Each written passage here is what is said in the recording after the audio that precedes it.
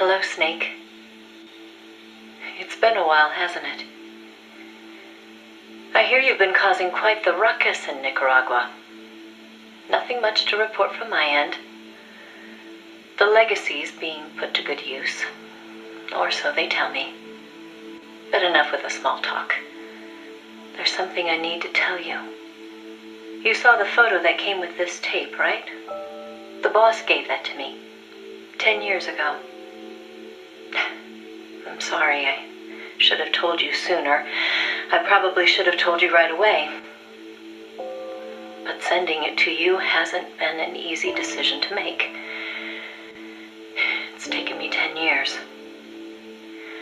Once you've heard what I have to say, you'll understand why. That photo belonged to her. I know what you're thinking. What does she have to do with this? You've probably seen it 100 times in the press already. Obviously, it's of the Mercury 7, the first group of American astronauts, the heroes of Project Mercury. But there were actually 8 people in that photo. One of them was edited out, erased, without a trace. That 8th astronaut, the one airbrushed out of existence, that was her, Snake. Now, why did they need to keep her existence a secret? What were they trying to hide? The answer goes back even further. 17 years ago. It was the height of the Cold War. The Eastern and Western blocs were racing to develop space technology to match their nuclear arsenals. In 1957, the Soviet Union launched Sputnik 1, the first artificial satellite. The Americans were stunned. They'd been led to believe their country led the world in science and technology. That shock quickly turned into fear. If the Russians had the know-how to launch a satellite into space, they could use it to launch a nuclear missile, too. Frantic, the U.S. threw everything it had into the space race. The following year, the Army succeeded in launching the first American satellite, Explorer 1. The National Aeronautics and Space Administration was established that fall, and Project Mercury with it. The goal was to send a man into space, and 7 men were chosen as pilot candidates. The media dubbed them the Mercury 7. They were immediately hailed as national heroes, icons of Western space exploration. But after Explorer, America suffered a series of failed rocket launches. Desperate, the government made a fateful decision.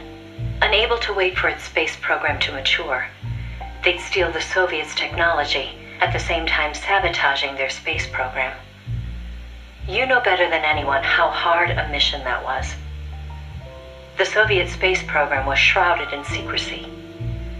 Recovering that information would be no easy task. Using the help of an insider, they'd insert a sleeper agent into the research institute, or else recruit one of those insiders to do the job for them. And, if necessary, the mission leader would have to go in and sort things out themselves. Someone was needed with experience, knowledge, and superior intuition. And the only one for the job was the boss. The president himself asked for her by name. He needed someone who could be trusted with the fate of a nation. Who else to turn to but the hero of the Second World War? It was June 1959. So you see, Snake, that's why she left. That was the top secret mission that took her from you. But her selection ruffled a few CIA feathers. They didn't appreciate the president going over their head like that. The mission was tough enough already, and now the CIA was dragging its feet. She couldn't get anything out of them. No manpower, no information. Left to her own devices, the boss made a decision she knew would come back to haunt her. She decided to tap into the Philosopher's Network. And that's when the wheels of fate began to turn.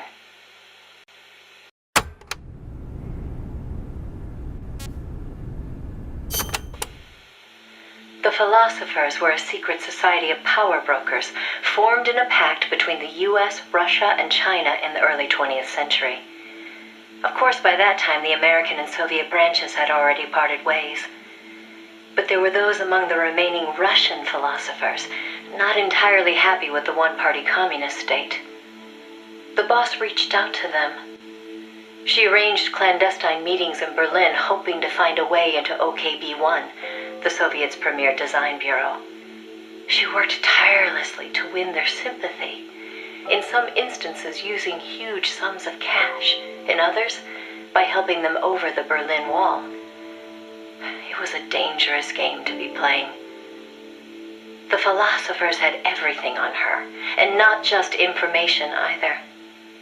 She'd given birth to a child on the battlefield, only to have them immediately snatch it away. I know she told you that story. If that child was in the hands of the Soviet philosophers, she'd be putting more than just herself in danger. But she did what she had to do. At the time, the Soviet Union was believed to have an arsenal of missiles far greater than that of the United States.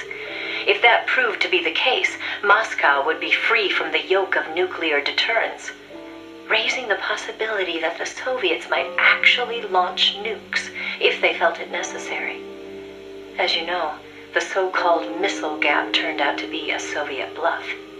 Moscow had gone to incredible lengths to perpetuate the lie. In fact, the whole space race was really just a part of an elaborate ruse. Only we didn't know that at the time.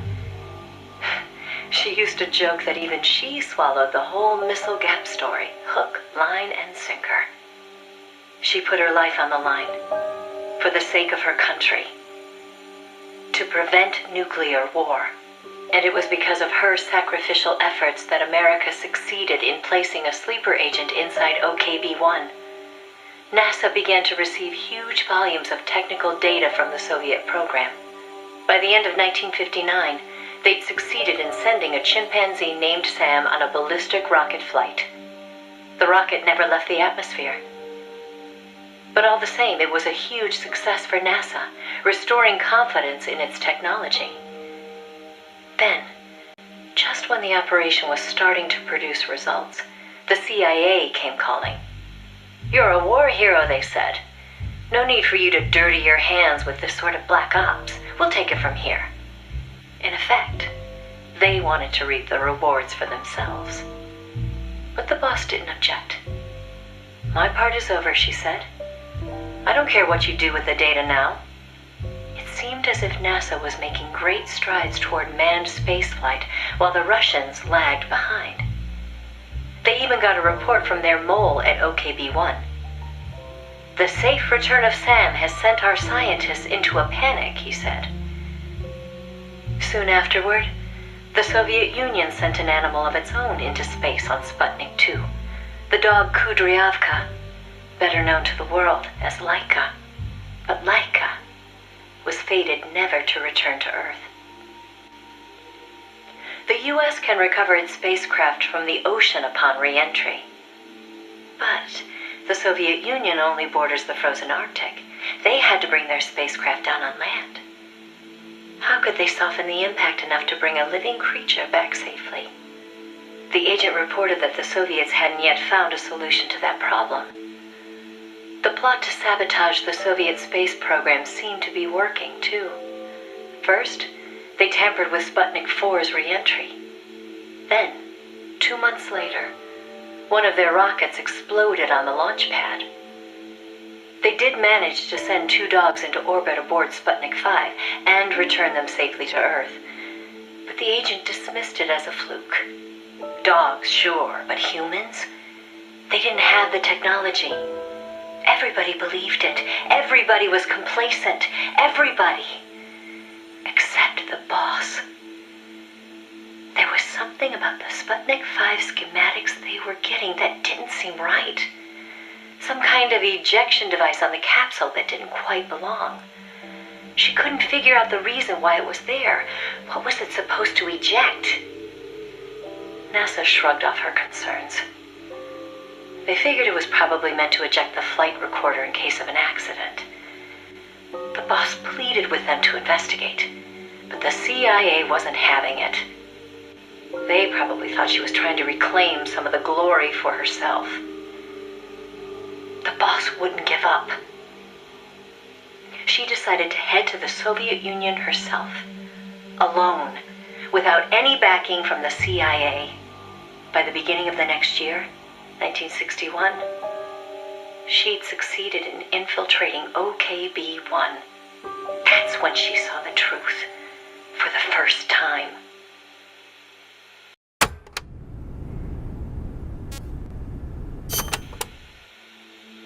The sleeper that she'd worked so hard to place was a double agent.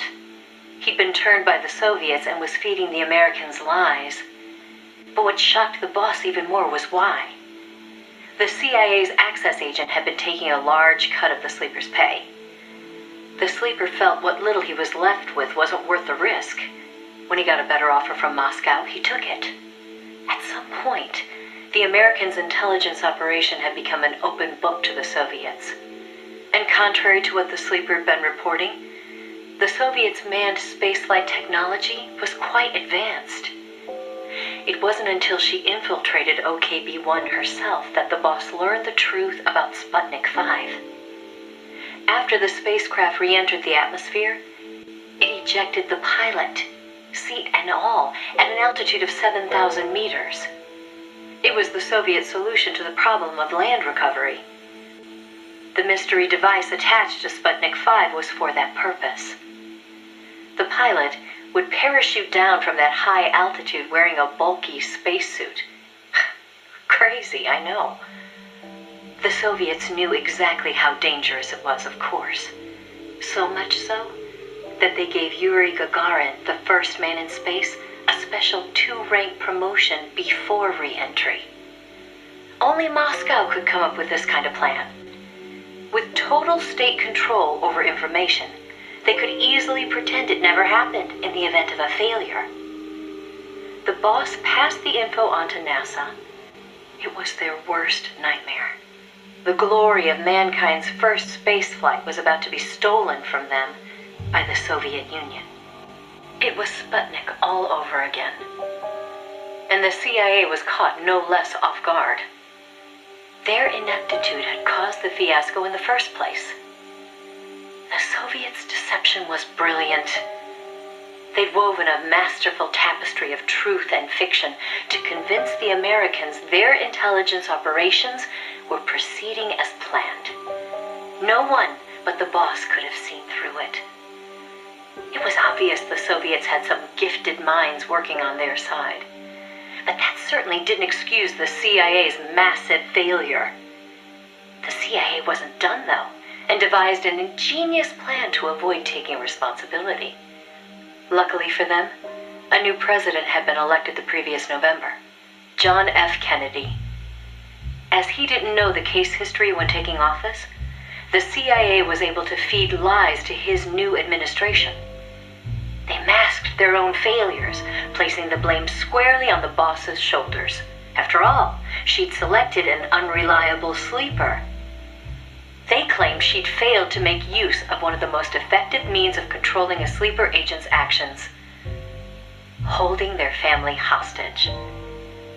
The boss was well aware that would have worked. She told me so later, but she couldn't bring herself to do it. It seems clear it had to do with having her own child taken. She could never inflict the same pain on anyone else. The CIA used that against her. In his election campaign, Kennedy had vowed to close the missile gap with Moscow.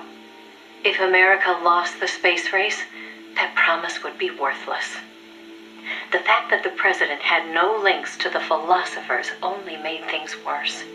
He was completely unaware of the secret networks she'd used to complete her mission. In his eyes, she was no better than a traitor. The fate that awaited her was cruel beyond belief.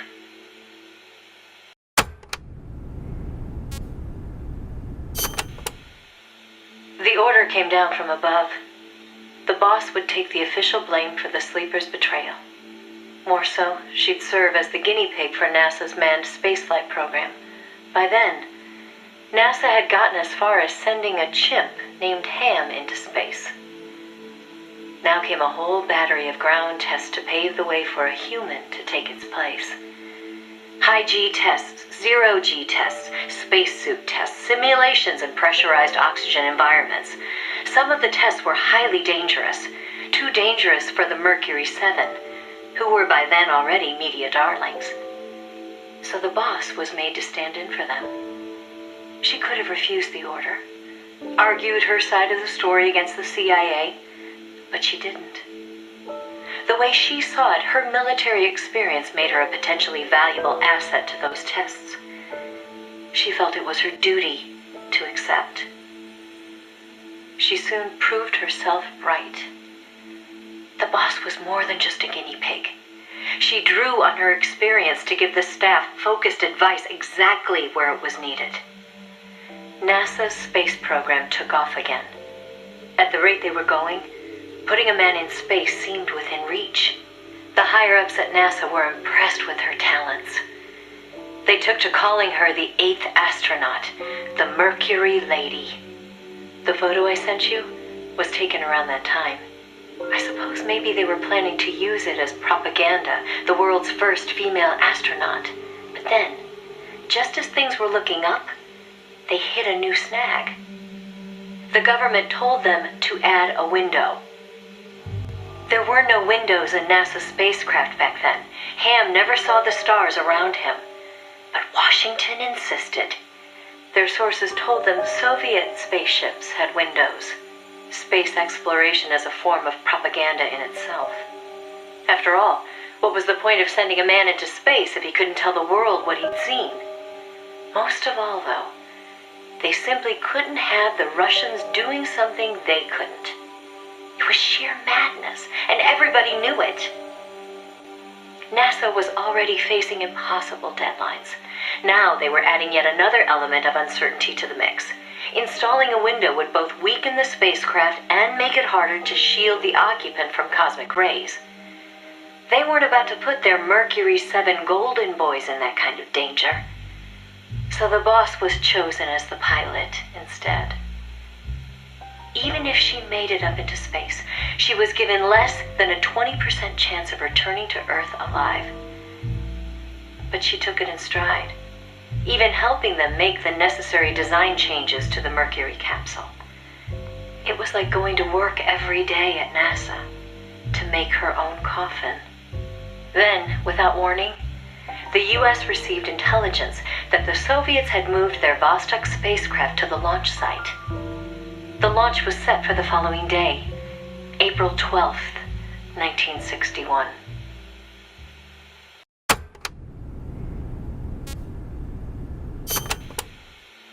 America couldn't let the Soviets beat them with Vostok. NASA was forced to cut short the testing process and move the launch date up. They pulled out all the stops to get it scheduled for the earliest hours of the next day. The spacecraft would be launched from Cape Canaveral in the dead of night. For the flight path, they chose a course that would take her as far east as possible. She'd be able to see the Earth in daylight from the window, at least for a little while. The boss climbed into the Mercury capsule, having completed less than 80% of the regular flight procedures. Both the timing and the flight path were risky, and testing was far from complete. But NASA had no other choice. The boss, for her part, never expected to come home alive. She was going on a one-way trip, the American version of Laika the dog. And yet she went all the same. "Someone has to be first," she said. "If fate has chosen me, then I accept, for my country, for the balance of the world." That's how she saw things. My chances may be slim, but I'll take them. I've accepted my fate. If anyone can get through this, I can. Then, on April 12th at 1:30 in the morning, the boss entered space. It was nothing short of a miracle. First, that she'd made it in an incomplete spacecraft. And second, that her flight coincided almost exactly with Gagarin's. As the sun rose over the horizon, and cosmic rays began to bombard her through the window, she saw the Earth. I think you've heard the story before. It was a world without borders, a perfect jewel. All nations, all ideologies. They seemed so far away. It almost made her laugh, knowing that they'd risked so much to beat the Soviets by a few short minutes. If she'd seen Vostok from her window, she probably would have waved. But the two spacecraft were destined for very different fates. Gagarin circled the Earth and returned to the Soviet Union, safe and sound. The Mercury capsule, on the other hand, deviated from its planned re-entry angle. The addition of a window had thrown the capsule's aerodynamics off balance. The boss's coffin veered wildly off course and began to plunge earthward.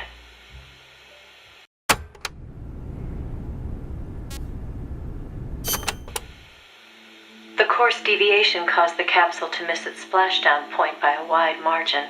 It didn't have enough time to decelerate before crashing into the sea. The force of the impact shattered the spacecraft before it started to sink like a stone. The boss used the last of her strength to escape to the surface. Her body was covered in bruises and scorched by radiation. It was a miracle she was still alive. She slipped into a coma and didn't regain consciousness for 6 months. To some, what was worst of all was that she had lost the space race to Gagarin by only a few minutes. That aside, it should have been a proud day for America. Its first manned spaceflight. Sadly, her accomplishment was kept out of the history books. An attempt to save face by Washington. In contrast to Gagarin's orbital flight, America had only managed a ballistic trajectory. Her flight time was much shorter, too. And most importantly, the Soviets had brought back both spacecraft and pilot safely. NASA couldn't even conjure up a half-hearted tale of heroic survival. The coup de grace, though, was the Soviet propaganda campaign that kicked into gear after the flight. The Earth was blue. Those were the words of Gagarin on his return, and the whole world was listening.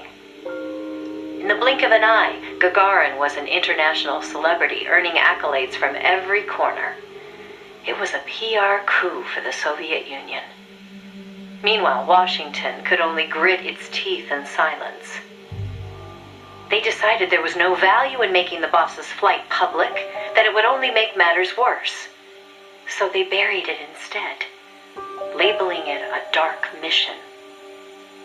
NASA and the CIA did everything in their power to erase all traces of the boss from Project Mercury.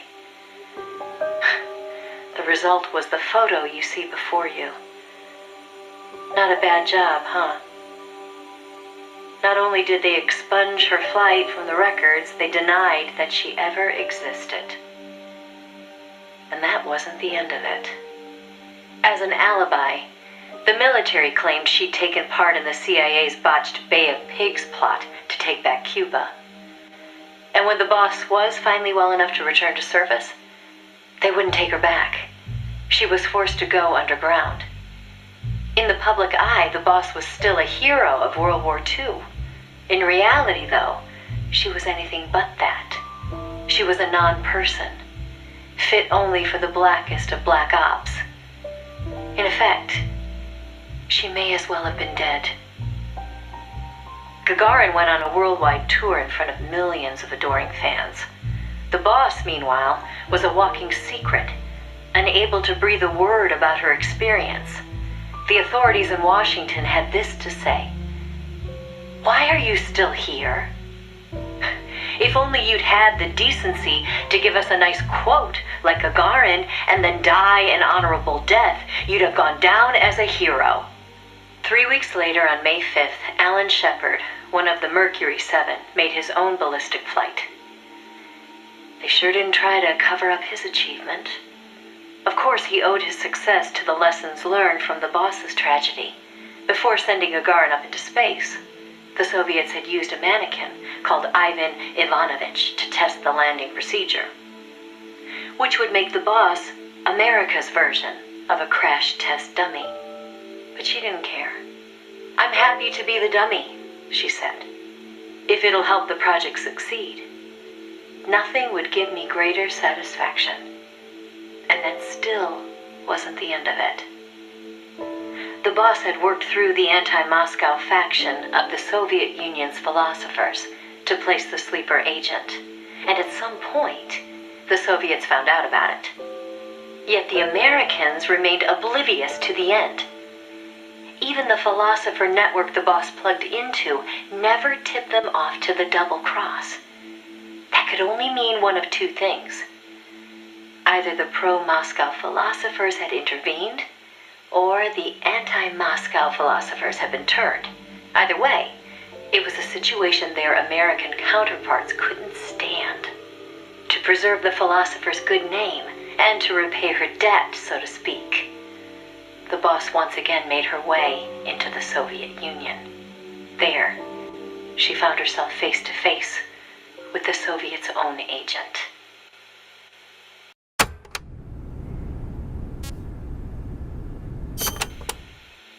And who should she find awaiting her return to Russia? The one who'd turned her sleeper against her, who'd fed them lies all this time. It was her former comrade in arms, the father of her child, the man known as the Sorrow.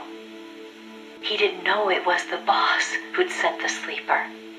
Or to be more precise, the Soviet philosophers never told him. Former lovers, forced to fight to the death. One would live and one would die, she told me. That was the revenge the Soviet philosophers had in store for me. If both of them survived, their child would suffer in their place. They were left with no other option. The boss shot him. He offered no resistance. When she returned from the Soviet Union, there was no place left for her to go. She'd sacrificed everything. Everything. For her country. And in return, they treated her like a dead woman. She was made a scapegoat for no good reason. Only because power had changed hands in Washington. Any lesser being would have long since cracked. It was then that one of her old SAS comrades reached out to her, Major Zero, and so Fox was born. She undertook a mission that, well, you should know better than anybody. You are a part of it. 20 days after Shepard's flight, President Kennedy announced that America would put a man on the moon. Without the intelligence the boss obtained, America's space program would never have caught up. Armstrong and Aldrin might never have walked on the moon, but the Americans' gain had cost the boss her health, her honor, and the man she loved. The word tragedy doesn't even begin to describe what she endured. The Soviets continued their manned space flights, and in 1963, Valentina Tereshkova became the so-called first woman in space. It's said they took their cue from NASA's long-buried Mercury Lady project. And so that, Snake, is the mission that kept her away from you for so long. Now, I know what you're thinking. Why not use me as her agent? She knew I'd never even think of betraying her. I think it's because she didn't want to drag you into it. She probably knew what was going to happen. To complete the mission, she'd have to turn to the philosophers, and once she did that, whatever came of it, there'd be a price to pay. No one understood that better than her. So please, Snake, let it go. When she gave me the photo, she left me to decide whether or not to pass it along to you. I know she was torn about it, just as I was. She knew you'd probably blame yourself. Why did she hold on to it for so long? That, I can't say. To remind her of how much it hurt to be erased. She wasn't that kind of person. No. I think she meant it to be a message to you. She had her identity, her life, taken away. But she wanted you, of all people, to know the truth. Snake, you've probably already figured this out, but it's no accident that I'm only now sending you something I've withheld for so long. A little bird tells me you recently made a big decision. You and the boss are different people. I understand that. And I'm not trying to second guess you. I simply wanted you to know what she saw, how she felt. That's all. Keep it with you, Snake. Keep it deep inside. Don't ever forget the path she took. Because you and I are the only people on this earth who know the truth.